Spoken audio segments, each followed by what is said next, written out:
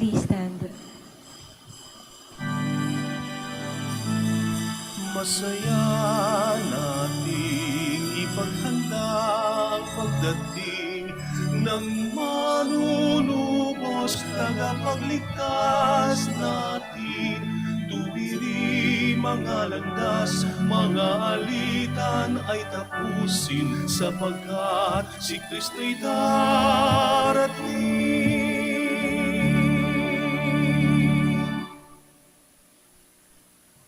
In the name of the Father, the Son, and of the Holy Spirit, Amen. the grace of our Lord Jesus Christ and the love of God and the fellowship of the Holy Spirit be with you all. And with your spirit. My dear brothers and sisters, let us acknowledge our sins and to prepare ourselves to celebrate the sacred mysteries. I confess to Almighty God and to you, my brothers and sisters, that I have greatly sinned in my thoughts and in my words, in what I have done and in what I have failed to do, through my fault, through my most grievous fault. Therefore I ask the Blessed Mary, ever Virgin, all the angels and saints, and you, my brothers and sisters, to pray for me to the Lord our God. May Almighty God have mercy on us, forgive us our sins, and bring us to everlasting life. Amen. Lord, have mercy. Lord, have mercy. Christ, have mercy. Christ, have mercy. Lord, have mercy. Lord, have mercy. Let us pray. O God, eternal majesty, whose ineffable word the Immaculate Virgin received through the message of an angel, and so became the dwelling place of divinity, filled with the light of the Holy Spirit, grant, we pray, that by her example we may in humility hold fast to your will. Through our Lord Jesus Christ, your Son, who lives and reigns with you in the unity of the Holy Spirit, God, forever and ever. Amen. Please be seated. A reading from the book of the prophet Isaiah. The Lord spoke to Ahaz, "Ask for a sign from the Lord your God.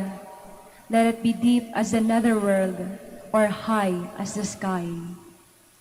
But Ahaz answered, "I will not ask, I will not tempt the Lord."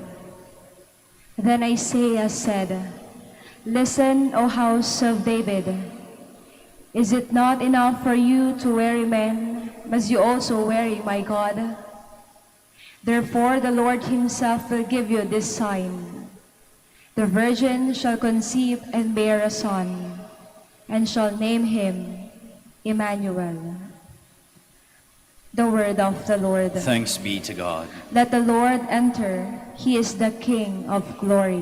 Let the Lord enter. He is the King of glory. The Lord's are the earth and its fullness, the world and those who dwell in it. For he founded it upon the seas and established it upon the rivers. Let the Lord enter. He is the King of glory. Who can ascend the mountain of the Lord, or who may stand in his holy place? He whose hands are sinless, whose heart is clean, who desires not what is vain. Let the Lord enter. He is the King of glory. He shall receive a blessing from the Lord, a reward from his God Savior. Such is the race that seeks for him, that seeks the face of the God of Jacob. Let the Lord enter. He is the King of glory. Please stand. Alleluia, alleluia, O Key of David, opening the gates of God's eternal kingdom, come and free the prisoners of darkness. Alleluia, alleluia. The Lord be with you. And with your spirit. A reading from the Holy Gospel according to Luke. Glory to you, O Lord.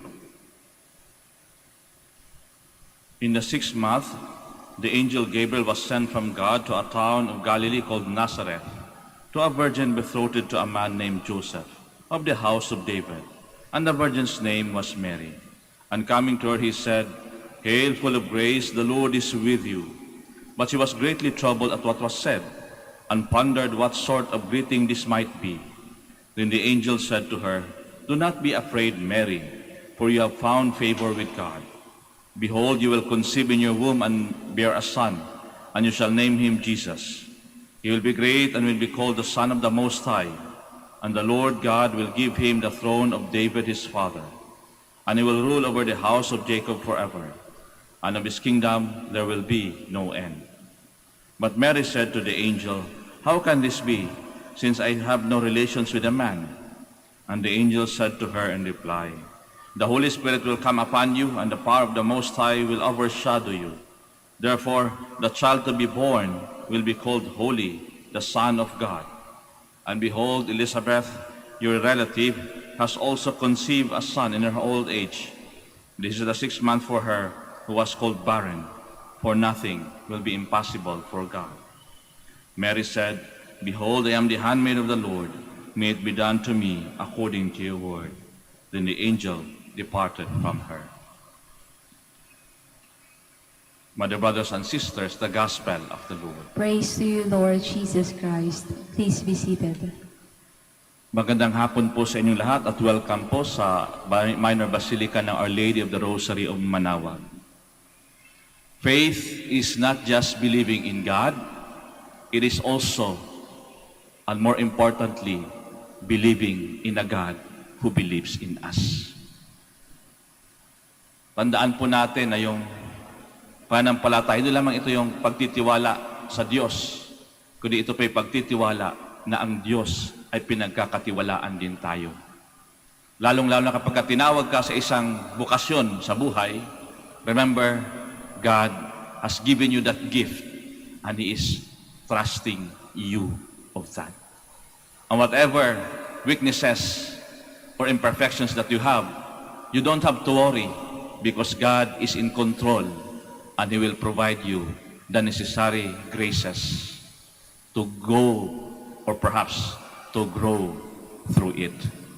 Kung titingnan natin ang buhay ni Maria, si Maria po isang babaeng batang-bata. Sabi nga dito, kung sa atin pa, she's a virgin at walang karanasan. Kung titingnan natin, isipin natin bakit siya pa, bakit hindi na lang yung medyo mature na babae who could handle these things. Kahit nga si Maria nung tinawag siya, Hail Mary, full of grace, the Lord is with you. Naguluhan din si Maria at perhaps natakot din. Kasi ang sabi nga ng anghel, do not be afraid, Mary, because the Lord has found favor with you. Tandaan po natin that in our life, if we offer this to the Lord, God is always in control. And if we give ourselves to the control of God, then nothing is impossible with us. Kaya tandaan po natin that faith is not just believing in God, it is also believing in a God who believes in us.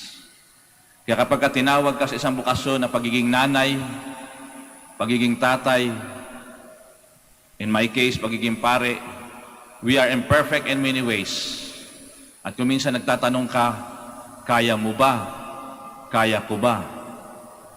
Kung titingnan natin, kakayanin ko ba? But don't worry. Let us offer our vocation to the Lord because He is in control. After all, it is not really on what we can do, but what God can do through us. All of us are instruments of God's goodness in this world, of God's blessings in this world, of God's power in this world. Kaya tandaan po natin, kahit anong bukasyon po na meron tayo, God believes in us that we can do it, na kaya nating gampanan. Mahirap po maging pare, mahirap din po maging banal na pare, but I believe that God will give me the necessary graces, not just to survive in this vocation, but to grow in holiness in this vocation. Mahirap po maging nanay, hindi ba? Meron kayong tinatawag na 9 months of preparation. Nakakabahan ka. Kasi sabi nila kapag ka nagbubuntis ng isang babae at kapag ka nanganganak, yung kaliwang paa, yung kabilang paa ay nasa hukay na. Nakakatakot, but don't worry. If God has called you to be a mother, He will give you the necessary graces to survive and to grow through it. In the same way, sa pagiging tatay, it will be a responsibility that you have to embrace. May mga bagay na i-give up mo because you choose to be a father. You choose to be a good husband, to be a good wife. Kaya nga sa bawat bukasyon sa buhay, always believe in this, that when you are called for that vocation, God believes in you that you can do it. And remember this, God will always provide us the necessary graces, not just to go through it, but to grow through it. Kahit ano pa man ang mangyari. Because it is always God who is in control. In our vocation, in life, remember that most of the times, it is not that what we can do, but what God can do through us. Ulitin ko po, faith is not just believing in God, but it is believing in a God who believes in us. Whatever vocation we may embrace in this life. Let us all stand.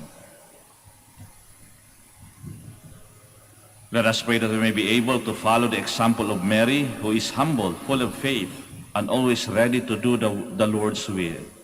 For every petition we shall answer, Lord, hear our prayer. Lord, hear our prayer, that we as God's people advance in our faith journey with the guidance and teachings of our pastors.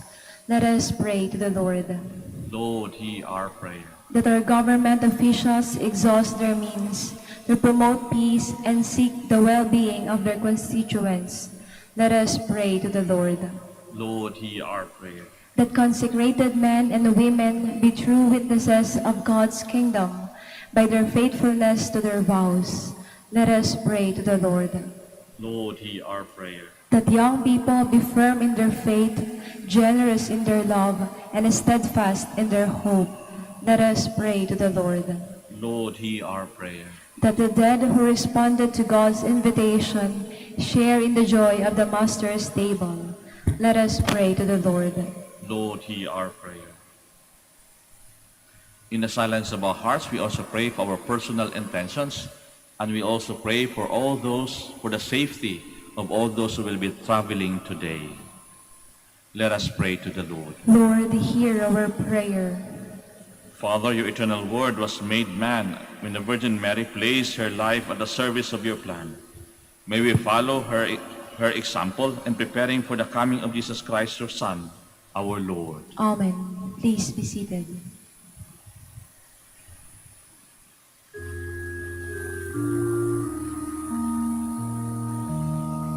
Panginoon, aming handog ang tinapay at alak-alay ng bayang umaasa sa pagdating mo.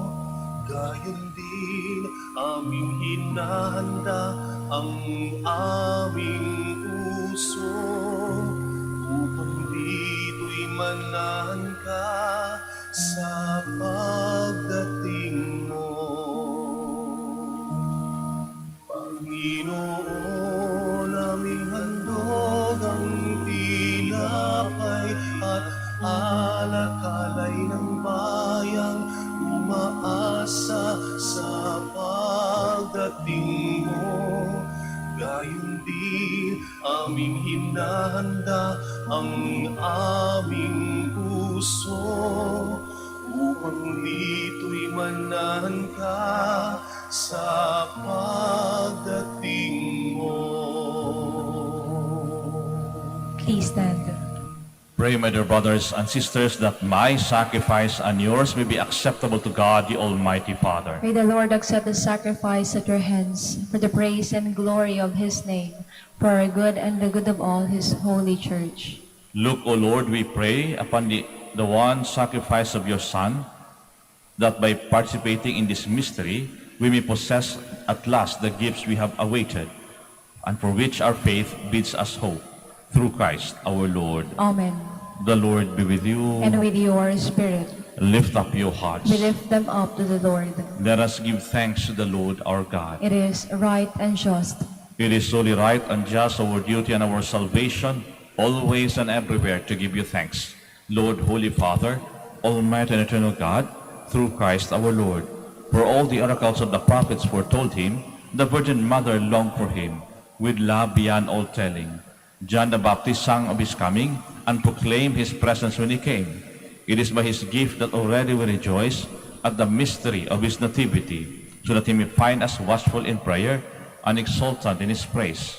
And so, with angels and archangels, with thrones and dominions, and with all the hosts and powers of heaven, we sing the hymn of your glory, as without end we acclaim. Holy, holy, holy, Lord God of hosts. Heaven and earth are full of your glory. Hosanna in the highest. Blessed is he who comes in the name of the Lord. Hosanna, Hosanna in the highest. please kneel. You are indeed holy, O Lord, the fount of all holiness. Make holy, therefore, these gifts, we pray, by sending down your Spirit upon them like the dewfall, so that they may become for us the body and blood of our Lord Jesus Christ. At the time he was betrayed and entered willingly into his passion, he took bread and giving thanks, broke it, and gave it to his disciples, saying, Take this, all of you, and eat of it, for this is my body, which will be given up for you.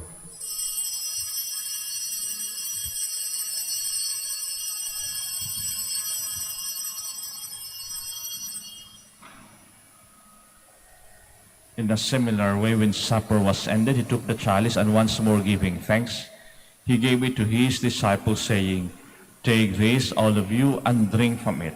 For this is the chalice of my blood, the blood of the new and eternal covenant, which will be poured out for you and for many, for the forgiveness of sins. Do this in memory of me.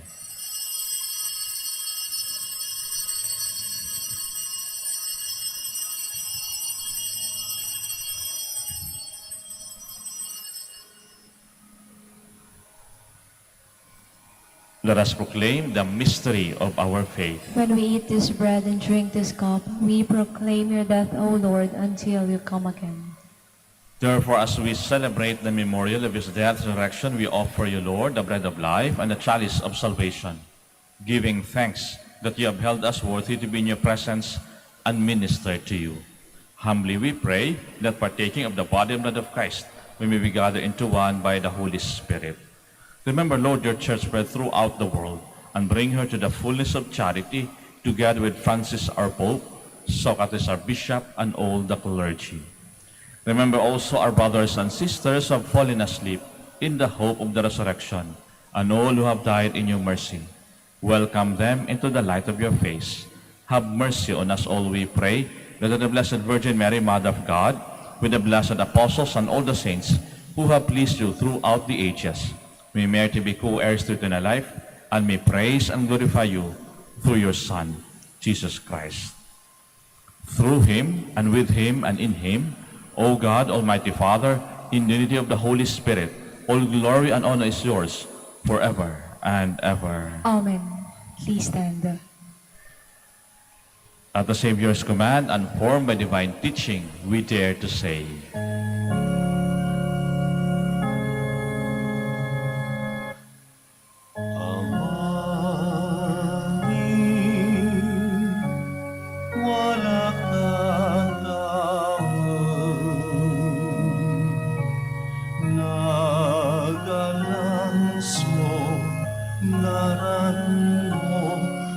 Unsagit si kami, panarian mo.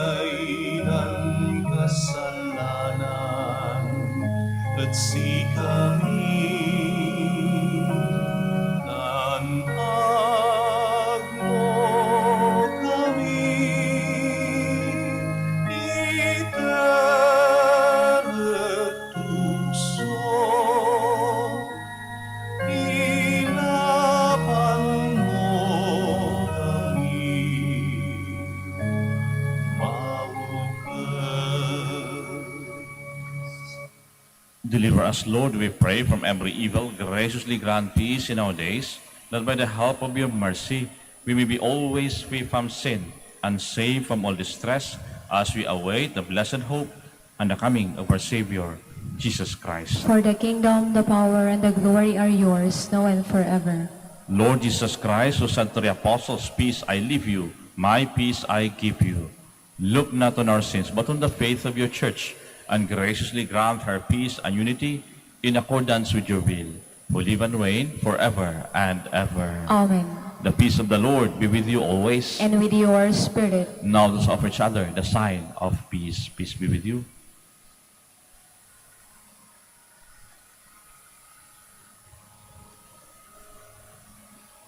Lamb of God, You take away the sins of the world, have mercy on us. Lamb of God, who take away the sins of the world, have mercy on us. Lamb of God, who take away the sins of the world, grant us peace. Please kneel.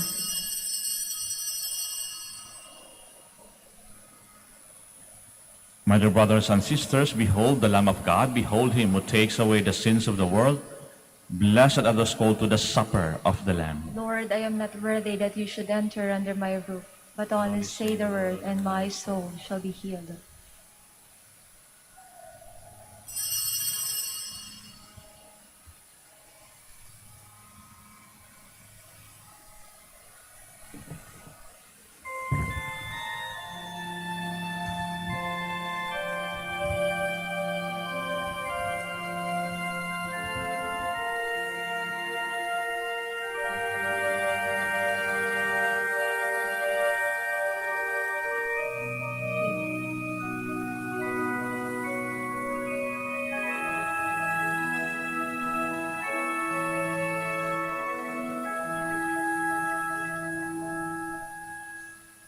Kay gulo na nga ng mundo,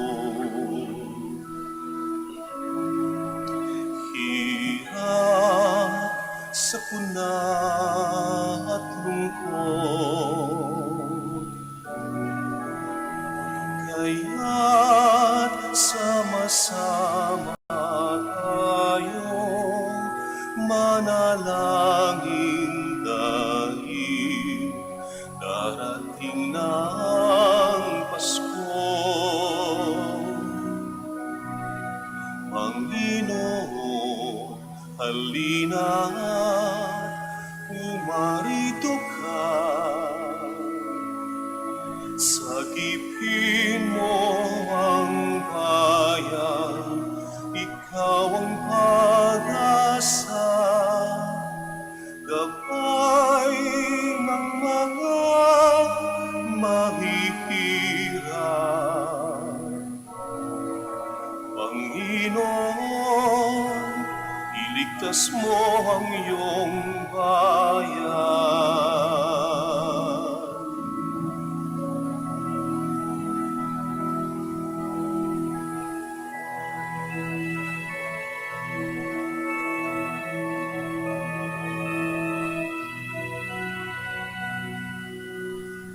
Di ba't kay saya dapat ng Pasko kung bawat pamilya ay buo? Kaya idalangin natin ang bawat tahanan bago sumapit ang Pasko.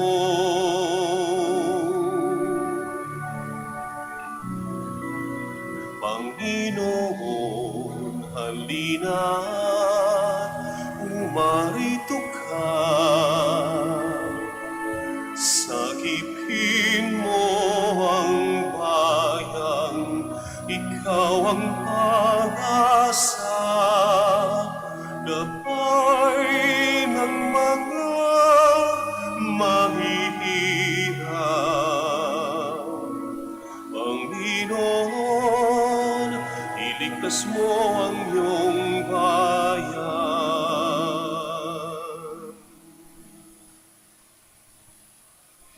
Please all kneel for the prayer for the elections. Let us pray that the forthcoming national and local elections may truly reflect the will of the Lord, who guides the destinies of nations. Let us pray together, deliver us, Lord.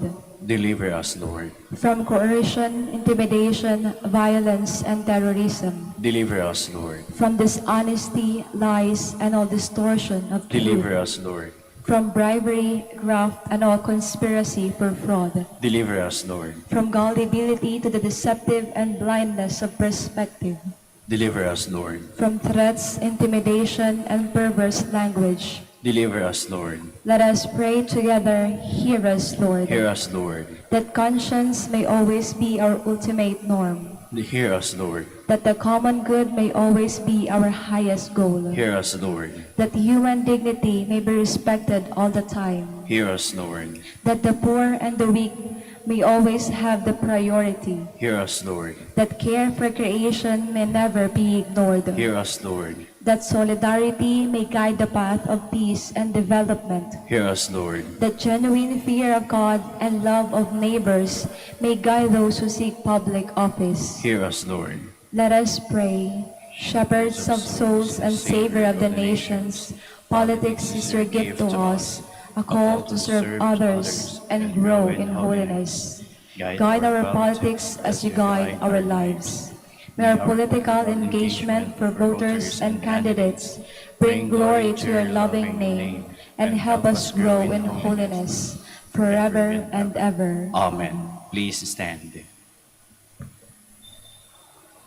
Let us pray. Grant divine protection, O Lord, to those you renew with this heavenly gift, that to those who delight in your mysteries, you may give the joy of true peace, through Christ our Lord. Amen. The Lord be with you. And with your spirit. And may Almighty God bless you, the Father, the Son, the Holy Spirit. Amen. The Mass is ended. We go in peace. Thanks be to God. We shall now have the prayer for the blessing of the sick. Our help is in the name of the Lord, who made heaven and earth. God, our Almighty Father, by your blessing, you give us strength and support in our frailty. Turn with kindness toward our sick brothers and sisters. Free them from all illness and restore them to good health. Through the intercession of Our Lady of the Rosary, Manaoag, so that in the sure knowledge of your goodness, they will gratefully bless your holy name. We ask this through Christ our Lord. Amen. Prayer for the blessing of rosaries and the religious images and articles. In memory of the mysteries of the life, death, resurrection of our Lord Jesus Christ, and to the honor and glory of the Blessed Virgin Mary, Mother of Christ, Mother of the Church, Our Lady of the Rosary, Manaoag, may these rosaries, images, candles, oil, and other articles be blessed and made holy in the name of the Father, and of the Son, and of the Holy Spirit. Amen.